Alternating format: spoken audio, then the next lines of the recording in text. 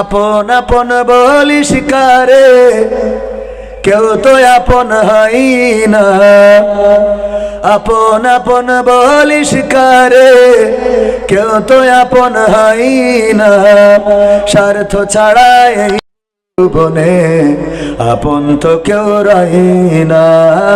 স্বার্থ ছাড়া এই ভুবনে আপন তো কেউ রয় না।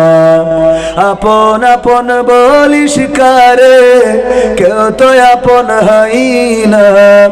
আপন আপন বলিস কারে, কেউ তো আপন হয় না। স্বার্থ ছাড়া এই ভুবনে আপন তো কেউ রয় না। স্বার্থ ছাড়া এই ভুবনে আপন তো কেউ রয় না। চোখ বুঝিয়া ভাব কে তোর আপন জন, ভালোবাসা পাওয়ার জন্য আছে কি কারণ। চোখ বুঝিয়া ভাব মানুষ কে তোমার আপন জন, ভালোবাসা পাওয়ার জন্য আছে কি কারণ। চোখের আড়াল হয়ে দেখিস, চোখের আড়াল হলে দেখিস তোর কথা কেউ কই না। স্বার্থ ছাড়া এই ভুবনে আপন তো কেউ রয় না। স্বার্থ ছাড়া এই ভুবনে আপন তো কেউ রয় না। কার জন্যে তোর ভালো টাকা ঘরার বাড়ি, মরার পরে কবরেতে রাখবে তাড়াতাড়ি। কার জন্যে এই ভালোবাসা টাকা ঘরার বাড়ি, মরার পরে কবরেতে রাখবে তাড়াতাড়ি। বিনা লাভে বন্ধুরে কেউ, বিনা লাভে বন্ধুরে কেউ তুলার বোঝাও বই না। স্বার্থ ছাড়া এই ভুবনে আপন তো কেউ রয় না। স্বার্থ ছাড়া এই ভুবনে আপন তো কেউ রয় না। আপন আপন বলিস কারে, কেউ তো আপন হয় না। আপন আপন বলো কারে, কেউ তো আপন হয় না। স্বার্থ ছাড়া এই ভুবনে আপন তো কেউ রয় না। স্বার্থ ছাড়া এই ভুবনে আপন তো কেউ রয় না। ভয় আপনার মধ্যে জাগ্রত হয়েছে গত 2-3 দিন আগে, না 2-3 সপ্তাহ আগে, 2-3 দিন বলা হয়ে গেল, 2 বা 3 সপ্তাহ আগে আমার সাথে আমাদের আরিফুল আছে, একজন ইউটিউবার, হ্যাঁ এখানে আছে, ও আমার সাথে মনে হয় সফর সঙ্গী ছিল আমি যদি ভুল না বলি।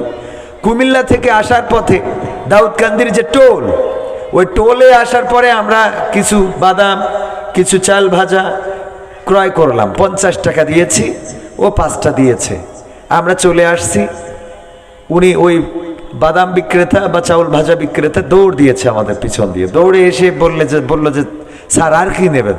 তো আমি বললাম আর তো কিছু নেব না, 50 টাকা দিয়েছি, 5টা জিনিস নিয়েছি 10 টাকা করে। বললো যে স্যার আপনি 70 টাকা দিয়েছেন, আরও 20 টাকা আমার কাছে আছে, আপনি কি কিছু নেবেন?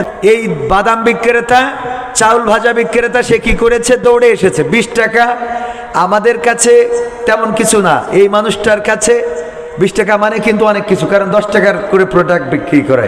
তো বিক্রি করে 10 টাকার প্রোডাক্টে 2 টাকা করে লাভ করলে তার কয়টা প্রোডাক্ট বিক্রি করলে 20 টাকা লাভ হয় চিন্তা করেন।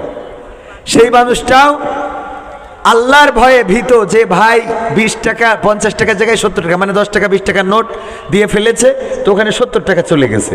এই মানুষটা দৌড়ে এসেছে, আবার স্যার আপনি কি নেবেন, আপনি 20 টাকা বেশি দিয়েছেন। এই যে অনুভূতি, এটাই হলো আল্লাহ ভীতি, এটাই হলো আল্লাহ জিকির, এটাই হলো কি আল্লাহর জিকির। আপনি আল্লাহর স্মরণ করেছেন যে 20 টাকা উনি দিয়েছেন, উনি চলে যাবেন, এটা ঠিক, কিন্তু এই 20 টাকা উনাকে আর ফেরত দেওয়া হবে না। কিয়ামত পর্যন্ত হয়তো এই লোকটার সাথে আর দেখা না হতে পারে, পরকালের ময়দানে এই 20 টাকার হিসাব দিতে হবে। এই ভয়টা অন্তরের মধ্যে থাকাটাই আল্লাহর জিকির। আর সুবহানাল্লাহ, আলহামদুলিল্লাহ, লা ইলাহা ইল্লাল্লাহ, আল্লাহু আকবার, এগুলো তো আমরা পড়বো, এগুলো পড়াতে সওয়াবও আছে এবং বিশ্বনবী বলেছেন জান্নাতে একটি চারা রোপণ করে দেওয়া হয়। বলেন সুবহানাল্লাহ। আমরা বুঝি না ইবাদত বন্দেগীতে, আমরা এত গাফেল হয়ে গেছি দিনে দিনে, এত গাফেল। আর আমাদের তো বেদাত বেদাত বেদাত বলতে বলতে গাফেল, এত গাফেল করে ফেলেছে। লাইলাতুল ফেব্রুয়ারি আর এবার লাইলাতুল বরাত একদিনে এসেছিল, ঠিক না ভাই? ঠিক। লাইলাতুল ভ্যালেন্টাইন্স ডে আর লাইলাতুল বরাত একই দিনে এসেছিল। লাইলাতুল বরাত এ নিয়ে অনেকের মাথা ব্যথা আছে, প্রশ্ন করে হুজুর এই দিনের নামাজ কি, নিয়ত কি, এই দিনে কিভাবে নামাজ পড়তে হয়, কিভাবে এই করতে হয় তাই করতে হয়। আপনি লাইলাতুল বরাত বলার দরকার নেই, লাইলাতুল নিসফি শাবান তো বলতে পারেন। হ্যাঁ, শাবানের মধ্যবর্তী সময়টার গুরুত্ব আছে না নাই? বিশ্বনবী সাল্লাল্লাহু আলাইহি সাল্লাম এই দিনে রোজা রাখতেন। আল্লাহ রাসূল বলেছেন এই দিনের সাথে আগের দিন অথবা এই দিনের সাথে পরের দিন রোজা দুইটা পালন করো।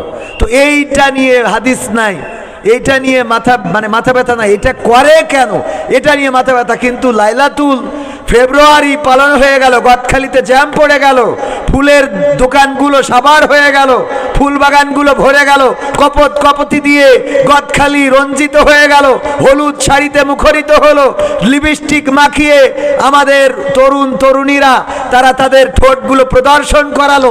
এগুলো নিয়ে ফতোয়া দেওয়ার মতো একজন ওলিয়া আলিয়া পাইলাম না, ঠিক না ভাই? ঠিক।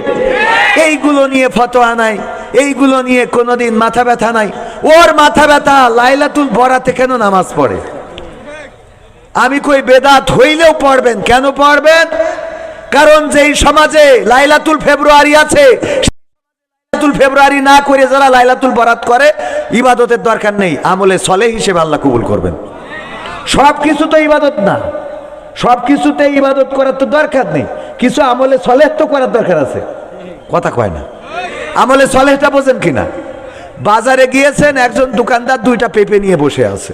তো এই দুইটা পেঁপে আপনি, আপনার বাড়ি দরকারও না, আপনার স্ত্রী পছন্দও করে না, কিন্তু যেই লোকটা নিয়ে বসে আছে দেখলেন যে এই লোকটা মনে হচ্ছে যে একজন অসহায় মানুষ, হয়তো বাড়িতে একটা পেঁপে গাছে দুইটা পেঁপে ধরেছে, সেই পেঁপে দুইটা পেড়ে এনেছে, তার জরুরত কোনো কিছু আছে, হতে পারে তার স্ত্রীর হয়তো ওষুধ কিনতে হবে, হতে পারে তার নাতি হয়তো বলেছে দাদা যাচ্ছ বাজারে আমার জন্য মিষ্টি আনবা, তো পকেটে টাকা নাই, গাছ থেকে দুইটা পেঁপে পেড়ে নিয়ে এসে বাজারে বসে আছে।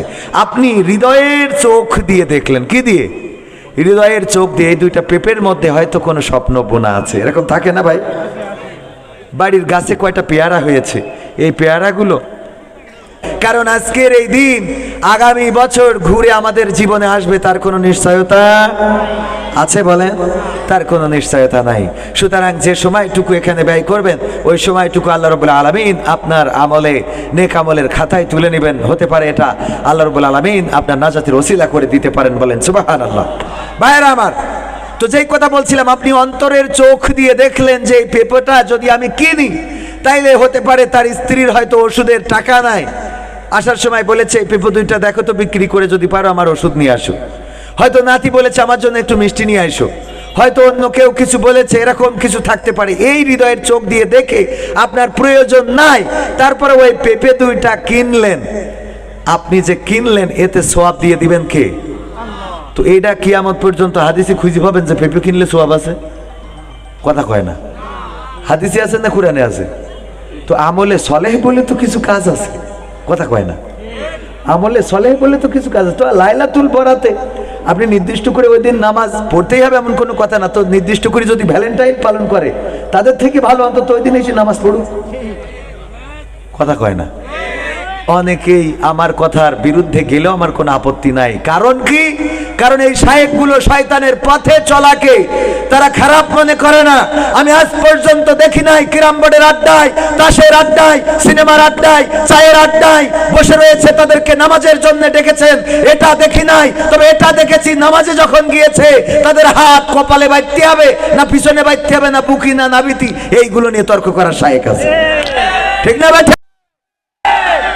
আপনি নামাজ পড়ে না সেটা নিয়ে মাথা ব্যথা নেই, হাত কপালে বাঁধলো না পিছনে, ও পিছনে বেঁধে নামাজ পড়ুক, তাও পড়ুক। যদি সে পিছনে বেঁধে পড়ে তাহলে একদিন সে সামনে বাঁধবে। আমি বলি যে যার কোনো কাজ নেই সে গাঞ্জার চাষ করুক। কিসের চাষ?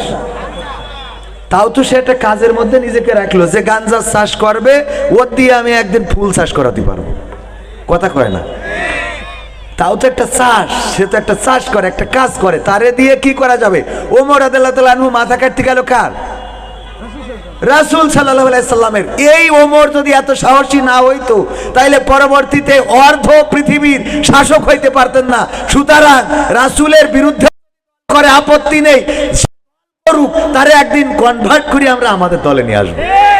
কিন্তু যে দল করে না, খালি বলে আমি নিরপেক্ষ, ও দিয়ে কি করবেন আপনি? কথা কয় না। আমার কথা খারাপ লাগলেও কিছু করার নেই। হয়তো বলবেন হুজুর গাঞ্জা চাষ করতে বলে ইউটিউবাররা বা থ্যাম্বল লাগাই দেবে। কবির বিন সামাদ সবাইকে উদ্বুদ্ধ করলেন গাঞ্জা চাষ করার জন্য। যে কাজ করে না মোটে, তার থেকে ভালো যে কাজ করে। কথা কয় না। কারণ যে কাজ করে তাকে দিয়ে ভালো কাজ, খারাপ কাজ করলে তাকে দিয়ে ভালো কাজ করানো যাবে, কিন্তু যে মোট কাজ করে না। আমার ভাই যদি সিনেমা হল তৈরি করে, তাইলে ওই সিনেমা হল, ভাই টাকা আছে, ঢাকায় থাকে, অনেক মাল কামায়। তো এখন উনি যদি একটা সিনেমা হল বানাই, কেনে বানাতে দেন, পরে ওনার কায়দা করে ওয়াজ করে একদিন বলবো যে এনে সিনেমা হলে ওই শাবনূর পূর্ণিমা এগুলো না দেখায়, ওখানে আপনি আজহারির ওয়াজ মারি দেন, দুনিয়ারও কাজ হবে, আখিরাতেরও কাজ হবে। সিনেমা হল বানানো আছে, খালি একটা প্রজেক্টরের মধ্যে একটা মেমোরি ঢুকাই দিয়ে আজহারির ওয়াজ ঢুকাই দেওয়া গেল। বোঝেননি? সিনেমা হল বানাচ্ছে, আপনি এই তো ভাঙা শুরু করে দিলেন। দরকার বানাতে দেন, আগে বানায় ঠিক করবেন। আমার চিন্তা, এই চিন্তার সাথে সবাই একমত হইতে হবে এমন কোনো কথা না, বোঝেননি? আমার চিন্তার সাথে আপনারা একমত হবেন। কোনো নাটক আমি কেন করি, আমি কেন এই হালো করি, আমি কেন অভিনয় করি? অভিনয় কেন করি? কারণ তো ছেলেপিলে পরিমণি, শাবনূর, পূর্ণিমা, চঞ্চল চৌধুরী, মুশারফ করিম সব দেখে, তো ওকে একটু ঠেকানোর জন্য আমি করি, বুঝলেননি? এইগুলো যদি দেখা বন্ধ করে দেয় তা আমারটাও বন্ধ করে দেবো, কিন্তু ওর থামাতে পারছি না। তো ও আমারটা না পারলে ও তো শাবনূরের পিছনে পড়ে থাকছে। কথা কয় না? তো আমি যে 5টা মিনিট অন্তত ওর এই হালো বললে থামাই রাখলাম, আমি মনে করি এইটা আমার সফলতা। ঠিক না বে ঠিক? অন্তত 5টা মিনিট হইলেও তো তার ব্রেক রাখলাম, খারাপ কাজ থেকে বিরত রাখলাম। আজকের এই মাহফিল, অনেকেই বলে মাহফিল দিয়ে লাভটা কি? লাভ হলো এই লোকগুলো, এখন আপনারা বলেন যদি এই মাহফিলে না বসে থাকতেন, হয় চায়ের দোকানে থাকতেন, নাই বিড়ি টানতেন, নাই গাঞ্জা মারতেন। এরকম না অনেকেই আছে না এখানে? কারা কারা হাত উঁচু করেন? ও আছে পাগল, এত ভালো মানুষ 2-1টা আছে। তো যাই হোক, তো আল্লাহ সেই কাজ থেকে অন্তত কিছু সময় হইলেও আল্লাহর কাছে রেখে দেস না। আমরা হুজুররা টাকা নিয়ে আইছি, আমাকে জন্য খাওয়া দাওয়ার ব্যবস্থা আছে, আমাদের পরকালে হয়তো বাটাম টানতে পারে, এটা ঠিক, কিন্তু আপনারা যে মুক্তি পাবেন, নিরাপত্তা আছে, এটা গ্যারান্টি, বুঝলেননি? এটা কিন্তু গ্যারান্টি। ইমাম সাহেবের নামাজ পড়াতে যে হঠাৎ করে পেতে দিতেছে, আস্তে করে ব্রেক মেরি ছেড়েছে, কেউ বুঝতে পারেনি, উনিও কাউকে কিছু বলিনি, নামাজ পড়ে এসলো। পিছনের মুসাল্লিদের নামাজ হবে না? হবে না? ইমাম সাহেব সবাই দায় ঘাড়ের পান নিয়ে নামাজ পড়াই দিল, মুসাল্লিদের কিন্তু কোনো অসুবিধা, কারণ ও আস্তে করে ব্রেক করে ছাড়ার কারণে কেউ টের পায়নি। তো আর আমার তো বিশ্বাস যে এরম হয় না তা না, কথা কয় না। আমি কোনোদিন কোনো ইমামের দেখলাম না যে যেই উজু করে আসতি, মানে ও মান সম্মানের ভয়তে উজু করে না, আমার ধারণা আর কি। যদি আমার ধারণা ভুল হয় তাইলে অসুবিধা নেই, কিন্তু এটা হবে না, এটা আমি মনে করি না। আর আল্লাহর ভয়টা এমন হইতে হবে যে ইমাম সাহেব পেতে দিতেছে, ও কিন্তু চলে আসতে হবে, ও চলে আসবে। কারণ কি? কারণ আল্লাহর ভয়। এতগুলো লোকের দায় কাঁধে কেন নেবে? ঠিক না? তো যাই হোক, যদি নাও আসে, মুসাল্লিদের নামাজ হবে না? হবে না? কবির বিন সামাদ আর আব্দুল হাই সাইফুল্লাহর উপরে যে বাটাম যা খায় খাক, আপনাদের কোনো অসুবিধা নেই। খুশি তো আপনারা? তাইলে আমরা আলোচনায় কি যাব?